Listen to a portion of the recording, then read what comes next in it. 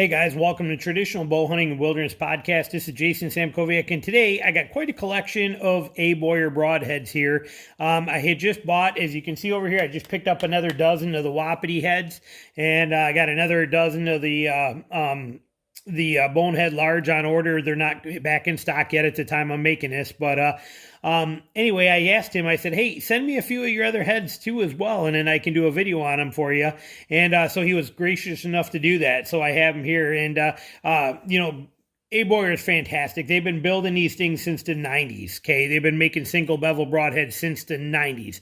Let that sink in, because a lot of people think single bevels are a brand new concept. Since the 90s, he's been making these as single bevels. So they've been around for a long time. He's a real innovator. Larry's a great guy and does fantastic work over there. For the record, yes, I pay full price for every single broadhead that I have. These here, from here over, were the ones that he sent me for free to be able to show in here for you. You'll notice that a lot of them are even right bevel, so I can't even use them. They're for purposes of me showing you. But everyone, like this one I use, this is one of my hunting ones. It's already razor sharp and ready to go. I took it off an arrow. Same with this Bonehead Large. I just took that off one of my arrows. So these are mine, along with the couple dozen of each of these that I have that, like I said, I paid full price for. No discounts, no deals, no nothing. So I'm doing this video because I have a lot of respect for these heads. They're incredible heads. A lot of great heads out there, but very few that match what I'm looking for. Okay, and you got options for if you're not looking for what I am, but I want a glue-on head. Okay, I like glue-on heads because they let me use different adapters that are going to actually let me change the weight. So let me grab a couple adapters. I'll show you real fast here. I'm just going to throw these up here to give you an example, but these are adapters, all right? Now, you can get these adapters, as you're seeing here. You can get them, those are 100 grain, but you can get them in aluminum 35 grain, aluminum 50 grain, which is what I actually have inside of here, a 47 grain full length aluminum one in there. In here is actually a short 75. I'll show you one of them. That is one of these, a shorter one. That's what's actually inside of there, is a steel 75 grain that's inside that Wapiti. This one has got a steel one inside this whitetail head, the same thing, one of these shorter steels. You can see that the difference here, you go 75 grain, 100 grain, and then they make 125 grain. And Abowyer actually makes them all the way up to 50 or 150 grain. I know that for sure, maybe even more. But so you can really adjust your weight on a glue-on head to make it fit what you want. I can go anything from a 35 grain adapter to a 150 grain adapter with the same head. So I really like glue-on, and a lot of companies are getting away from glue-on heads today, and it really pisses me off because these are very important for us. And then to have these kind of ratios and these kind of cutting widths, you can't find. I don't know of anybody out there that makes a 1 1/4 inch wide size single bevel that I'm aware of. I mean, they're all 1 inch, 1 1/8 inch. There are like 2 other ones that make a 1 1/2 inch wide, but it's very rare to even find that 1 1/4. I don't want to shoot a 1 1/8 myself. I want 1 1/4 or 1 1/2. That's why I have these too. So I really appreciate that Larry still makes these this way and gives you these kind of options for bigger heads if you want them. And if you don't want the bigger heads, he's got lots of options, even a screw-on or glue-on in a more 3-to-1 kind of ratio, or maybe not a full true 3-to-1 in here, but similar, that real long head like that you want. So there's a lot of options with this stuff. The steel, there's 2 different kinds of steels on here too. You'll notice that this one is more of a kind of, it looks different than this one here, and these, I believe, I'm not sure, maybe those are just coated in gray. No, looking at the bases, I'm assuming it's the same. So this one here and these 2 here, and then this one, these are stainless steel. They're 420 stainless steel, heat treated. They are a great head, but there's no rust factor or anything like that you got to worry about with them. Where this one, these are carbon steel heads like we're used to. They're made out of a 1075 carbon steel and heat treated to 52 rockness. They are the perfect level of heat treat and quality steel that you want, that you're going to get that perfect, good ease of sharpening. You're going to get very good edge retention, and you're getting a very strong head. I don't think I've ever seen one of these things break. I've seen a couple of them bend when they're, they go through an animal and then this thing sticks into a tree. this much of the head stuck in a tree and the animal takes off, it will bend that a little bit, that kind of stuff. But I've never seen damage to one of these or heard about it from anybody other than, like I said, a bend, and that bend is usually after it exits the animal and it's hitting a rock or it's stuck in a tree or something like that, where that animal will use leverage to actually make that happen. So incredible heads. They hold up very, very well. There's some testing out there. Go look at like Lusk Archery, and you can see some of his reviews on there. Ranch Fairies talked about their stuff on there too for some other videos where you can see them actually being shot into things and used. So very good heads all the way around, very good quality steel and very good shapes. And as you see here, you have quite a variety. We have the Bonehead Large, the Wapiti. This is a 1.5 inch wide. That's what I started with last year, 1.5 inch wide head. Very similar to my Magnus. If I pull out a Magnus head and show you, hang on, I'm grabbing one. Like if you compare that to my classic Magnus head, you can see that they are very similar, almost identical to my beloved Magnus head that I shoot. So fantastic, option. So that one I used, and then I went to the 1 1/4, about same length, but 1 1/4. I want to try that Wapiti out. Maybe a little more penetration factor for bone, things like that. Still giving that fantastic single bevel cutting aspect of that. Because I honestly, after the 9 animals last year, I do believe a single edge head will give you a longer hole. So what I mean by that is if we're looking at like this one here, if this passes through, that cut, I believe, is like this, and that cut is a hole like that long of a hole zips through the animal, and I get that. But because of the fact that these are turning slightly, you get that very slight S like this, okay? And when you straighten that out, in my opinion, I think it's more of a like that kind of a difference. That's what I'm finding. So given that fact, and your cut is actually a longer cut with a single bevel, again, I have no way of proving this, nothing scientific. I'm just basing it on what I'm seeing and how great the blood trails are, and the size of the holes in the animals are just incredible with these single bevels.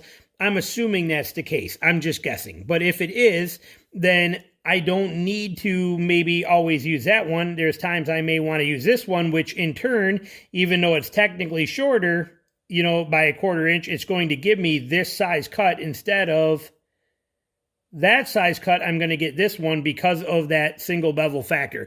So that's kind of why I have it designed that way. Oh man, I can't believe that pen worked. I had to switch to a different pen because it wouldn't work, and now it just worked. Interesting. But point being, I do believe that this one here will give me the same equivalent holes as what this one here does. So we kind of pop that out, giving you, or I could say those, I think this one will give me more penetration and the same actual hole size as what this one does. So I think that's the win-win factor. So, but I do still love these, especially for the pigs and things like that too, where I really want them opened up a lot. So that's the reason I'm going with those. These are fantastic heads too. They're vented, so you want to make sure you test them, make sure the flight's good. Good tip that I did here too from Larry is that if you have these and you want to shoot them, and if you do get any noise out of them too, you can also just put a piece of Scotch tape over one side of this, and they'll make no more noise at all. If you bought them and they were making noise, hang on. Sorry. I just sneeze. But like I said, for 99% of you guys, these will not make noise. There's been a lot of testing that went into these so that they don't do that. So these vented heads are not going to make noise for you. For me, with my helical, these do make a little bit of sound to them for me with my extreme helical I'm shooting. So for me, the vented heads are not usually the way I want to go personally, but they are a fantastic option. And look at the size of that. That's, same thing. It's a 1.5 inch wide cutting diameter. It's a little bigger than that bonehead. I mean, that's a great size and shape of a head. So fantastic option. This one is one of his custom ones, okay? Here's the same head, though, but whitetail. That's the carbon version, stainless steel version. Either one you want. There are options. It's your choice. I really like carbon steel. I'm not worried about them rusting or anything like that, and I can take care of that. I keep them sharp enough anyway that there's no, I'm always stropping them and making sure there's no rust on them. If you're somebody who's hunting in a place where you're dealing with a lot of salt or things like that and you're worried about rust, stainless option might be a better way for you to go. You'll have to make that determination. One of his custom heads he sent me, this is a 300 grain, and it's basically almost like a 3-to-1 ratio. I mean, look at that thing. 1.5 inches wide. I mean, that is amazing. Look at that head. That thing is just insane. I can't even fit that in my quiver with that length of that thing right yet. I can't, I mean, it's too big for my quiver. I did just order a brand new Great Northern quiver with the extra, or with the long hood on it. Should be here pretty soon, so that next year I may actually end up shooting these a few times. I might get some more of them, and that way they'll fit in my quiver. But fantastic head, 300 grain. While we're at this part right here, I do want to mention how you know, and he writes all this stuff out for you on here too. It's on both sides. This is double-sided, so you get information on both with all the details. They come hunt ready sharp. Okay, so they are razor sharp right out of the package and good to go. So you got to be careful with them. They're coated like you see right here. He's the only one I know that does this too, which is amazing. But like, this is one of these Wapiti heads. Look at that coating that's on there. It's a rubber coating. These are already razor sharp and hunt ready. And then he dips them to get this cover on there so that they stay protected for you. That's a beautiful thing. I don't know if any other company does that, but now doesn't matter where you do, what happens to these or how they bounce around, they're not going to dull out because they're protected. And it's a beautiful thing. He does that with every one of his heads that he sends you. So it's a nice feature. I really like that.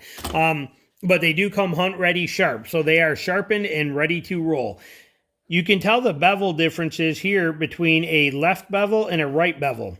If you look at this one here, these two, you can see this bevel. I'm kind of spinning it for you for angle purposes. But if the bevel is on the left and creates a letter L, the side that's actually filed and ground on the blade, if you're looking at it like this straight on, pointed up like this, and it makes that letter L, right there, it's on that side. You see it on the left side, that's a left bevel. If it's over here and makes kind of a reverse L, or it's on this side over here, that's a right bevel. Left bevel, right bevel. Left bevel, right bevel. So now you kind of know what the differences are.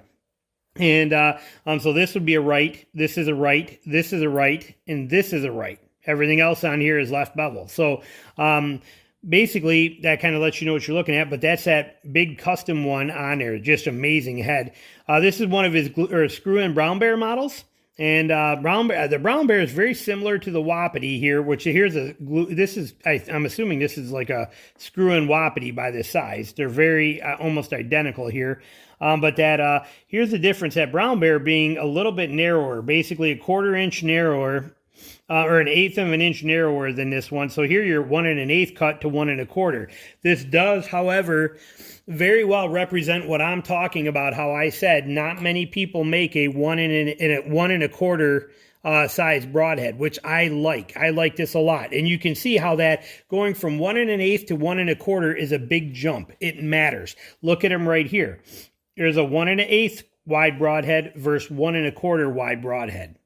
Okay, so that to me, this is the perfect happy medium in my opinion. A lot of people like that 1 1/8 in that narrower set, and there's nothing wrong with that. But for me, that 1 1/4 is kind of that sweet spot, or 1 1/2. I love the 1 1/2.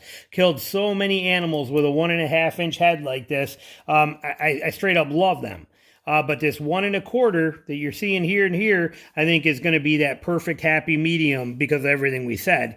This 1 1/8, like I said, probably great for a lot of people, but this, there's a lot of people that make a 1 1/8 inch wide head. Not very many that make 1 1/4. This is a gold mine, and he makes it here. You got it in a screw-on version and in a glue-on version. Win-win for anybody on both levels. That's straight up amazing. And then you got the regular bonehead. Okay, this one this is the screw-on version of this one in a standard size. This one's called a large. This one's called a standard. That's the bonehead right there, screw-on bonehead. And then here is what we call the bonehead light.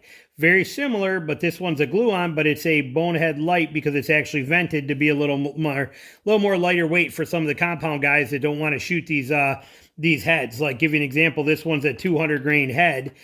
This one right here is 120 grain glue-on. So you could, you're saving, if you put it on an aluminum adapter, you're saving basically you're saving 50 grains between that one and this one. So he gives you those options. So he's got a wide variety of heads, and there's probably another 5 or 8 that aren't on here that he didn't have in stock right now that he could send me to show you. So it's worth going to his site and checking this stuff out and taking a look at them. But I'm telling you right now, they're fantastic broadheads. Just they're incredible broadheads. The quality of steel is amazing.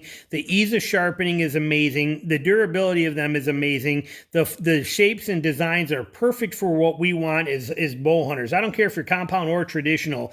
This is the shape and designs that are going to be absolutely flawless for you and do the job well. So it's win-win all the way around. And then his prices are very reasonable. Most of his heads, ballpark, are going to be, they're give or take $1 or $2 either way. They're going to be about $60 per 3. Okay, per 3. Sorry, I'm writing on wood. But about $60 for 3 heads. Okay, that's not bad in today's society, especially for the thickness of steel. Look at any one of these. Let's just take one. That one's very, very scary, sharp and set. So, but I mean, you're talking good quality. I think, what's the steel thickness?